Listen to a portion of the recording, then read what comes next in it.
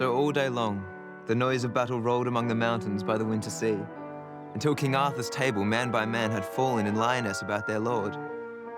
King Arthur, then, because his wound was deep, the bold Sir Bedivere uplifted him, Sir Bedivere, the last of all his knights, and bore him to a chapel nigh the field, a broken chancel with a broken cross, that stood on a dark strait of barren land.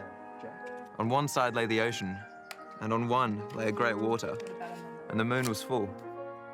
And on a sudden, lo, the level lake, and the long glories of the winter moon. I love you, Albert Ellis. I love you too, Henrietta.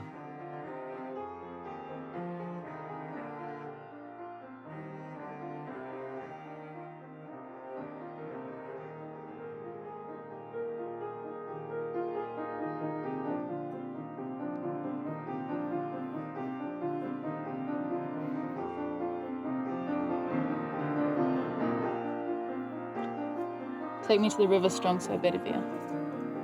You promised.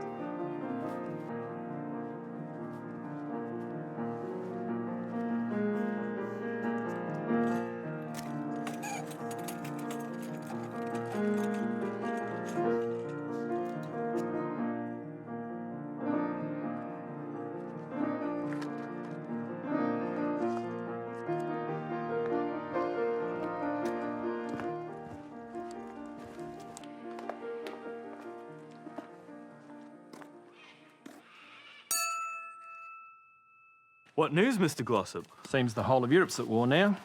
All the dominions are chiming in. Poor old Belgians are getting it in the neck, they say. Till we get there, I'm off tomorrow. Pot a few huns myself.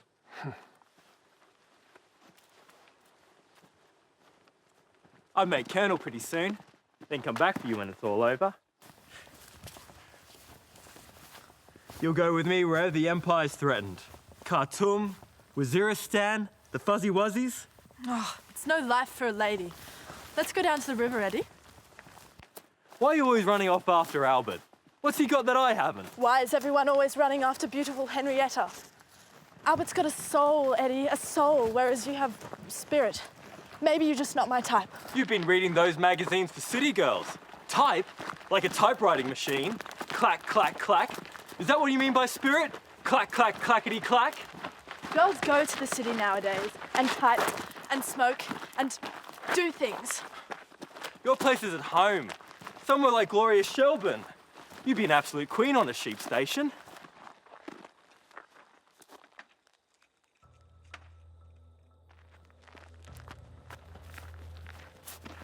Henrietta, your hair. And just where is your hat? I fell out of my chair. Hey, Albie, you should have heard old Glossop. The hunt needs a good thrashing. They're recruiting at Yass, you know. Let's go tomorrow, you and me. We can take the cobs. Jackie can bring them home. No, we're Australian. This war has nothing to do with us. Are you saying we should be cowards and not go? We're part of the British Empire. Stand or fall together. Every man's going, or they damn well should. John Metcalfe, the Thompsons, the Robinsons. Albert, Mother England maintains peace and civilization all over the world. It's the Pax Britannica. Are you running away from that responsibility? Here, here. That country has used us as a cesspit and then calls on us in times of trouble. And I could never, ever kill another fellow human being. Albie, doesn't your Karl Marx talk about communal responsibility? I knew you wanted to write bloody Australian literature, but I had no idea that you wanted to betray your mother country to boot. Eddie, Edward, push me, please. Sorry, comrade. Henry, but haven't we just... I mean, we're so close now. Doesn't that mean anything? Albert? Albie? Will you escort me home, or is that also not your responsibility? We're not English, we're just another pariah race of the East. Look around, Albie. It's dusty and full of treacherous creatures. We make a good life here, but we've all taken the oath of the Empire. There's even snow and robins on the Christmas cards. Or would you prefer the French or Germans took over the world? Look, would you please talk to Henrietta for me? I still haven't made up my mind. To stay or go, I mean. Tell her I'm still her Albie. Albie, you have a great mind. A great soul. Henrietta will never walk, you know that. She could never be queen of your great sheep station like I could. for example. No, Kath. Henrietta and I are made for each other. Forever. Eddie loves you, you know?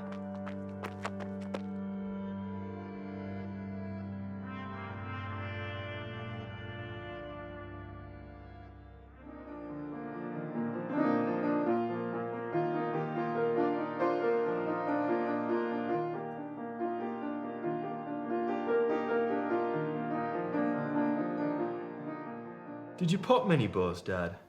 You never told us. I never saw a boar. Not even the cowardly beggar that shot me. I saw their wives in the concentration camps we invented for them. By jingo, it's cold at night over there. Pom sentries, they treated us Aussies like dirt. War is no longer an honourable business. It never was, Dad. Tell Albie he must go, Dad. You'll have to make up your own minds, now that you're men.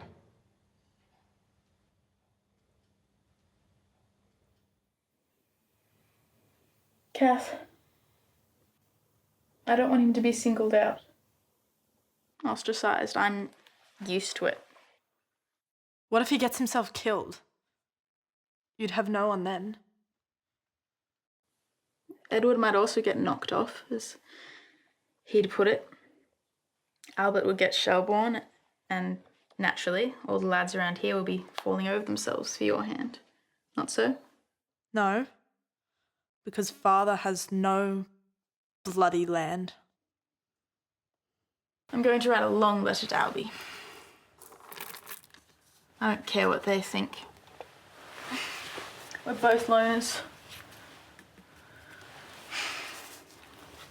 I'll love him for all of eternity. He has fine principles, that's all. Don't stay up too long. You and your principles.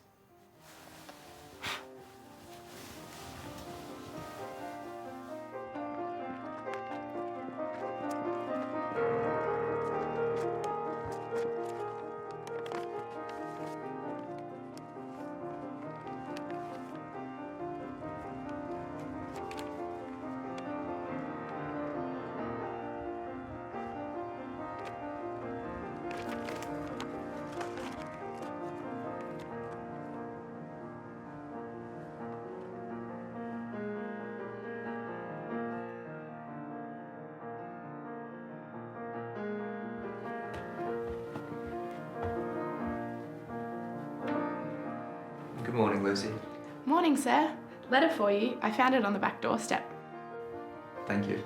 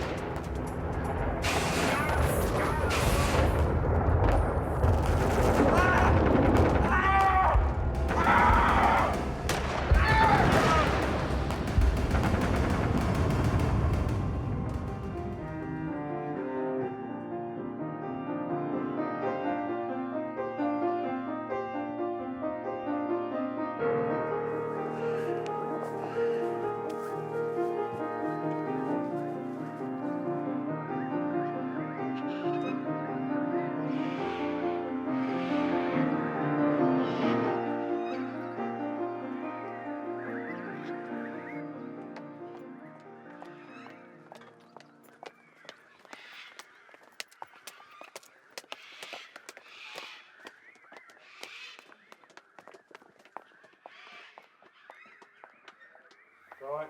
Yeah. Lay off it, sir. Feel for the stringers.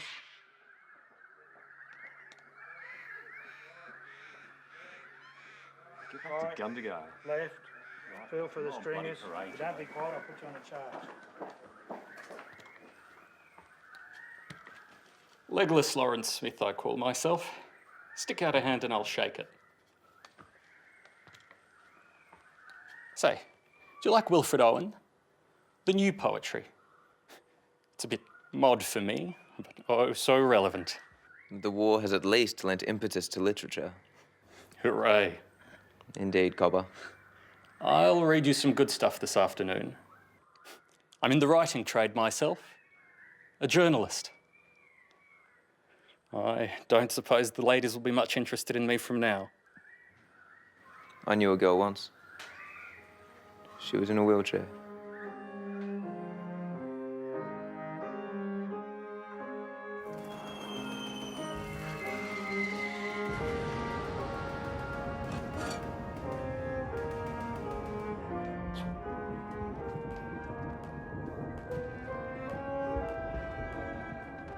I have a letter for you, sir.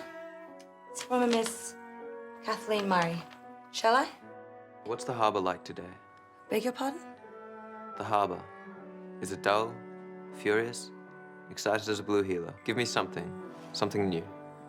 It's blue, sir. Well, that's certainly laconic, flexible. Yes, sir. Here's the letter.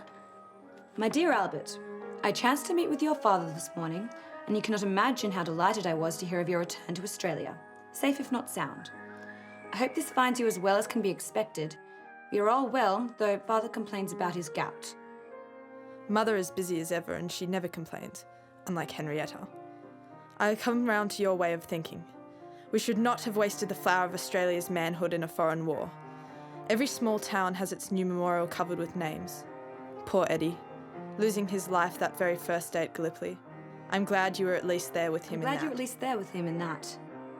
What I now have to tell you may shock you. Despite your heroism, Henrietta has not forgiven you. She is bound to find out sooner or later of your return and intends to write you a condemnatory letter full of religious platitudes and in judging you as foolhardy and intemperate. Dear Albert, though it may be hard, I would therefore recommend that you do not open anything you might receive from her, but ask that it be taken away and destroyed. I, for your sake, will likewise tell her that you want nothing to do with her ever again, as she indeed wants nothing to do with you. She has become very bitter and taken to her room, claiming that she will never ever again leave the family home. Dearest Albert, I feel most awfully for what has happened to you. If you could find a place for me in your heart, I promise to be a faithful and energetic wife to you. With my unswerving devotion, I am sure that I can make you into the great man that you are. Please write to me soon and tell me of your thoughts in this most pressing regard indeed.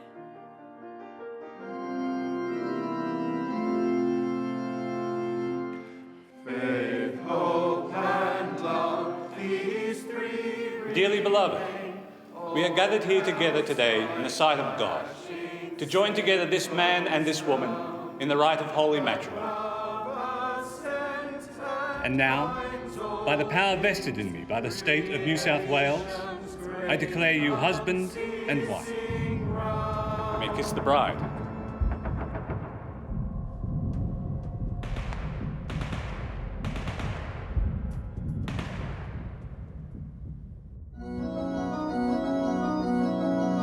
Crutches up.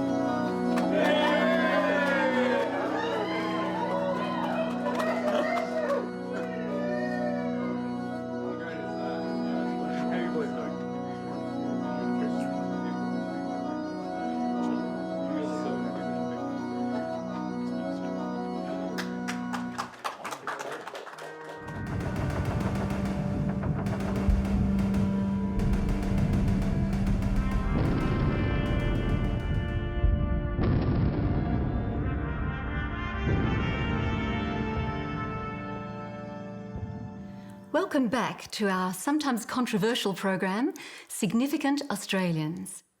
Lady Kathleen Ellis is a doyen of the arts and widow of the great Australian novelist Sir Albert Ellis, whose books and plays have helped shape our sense of nationhood.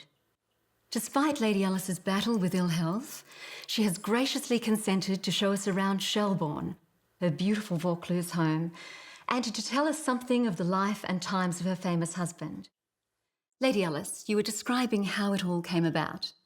Yes, the wool industry was booming after the Depression, and so we were very comfortable from the proceeds of the sale of Shelbourne Sheep Station.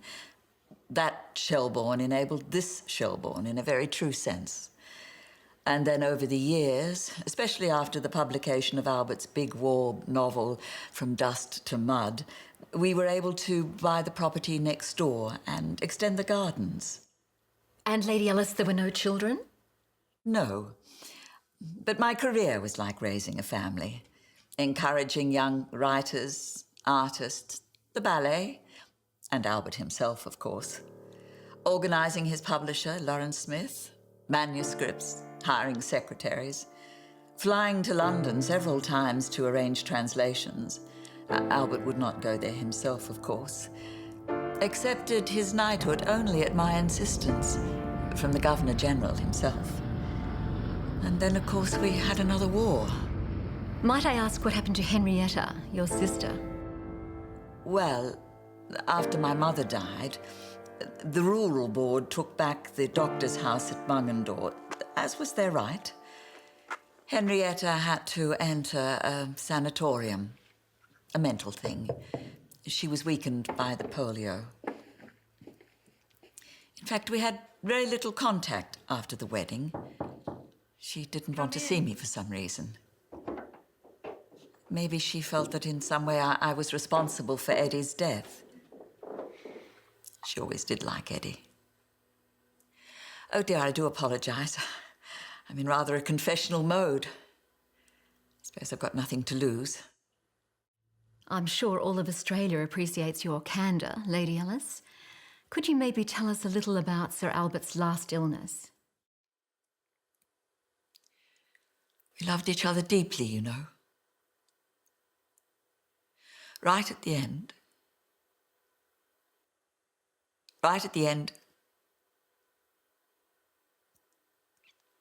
his last words, or rather his last word was, Kathleen. Henrietta.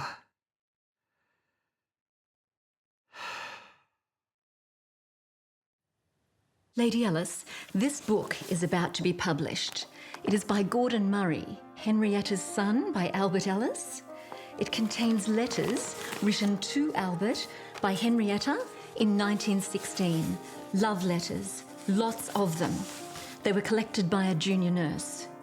I believe the truth may be a little different from what you recall. Lady Alice? Lady Alice?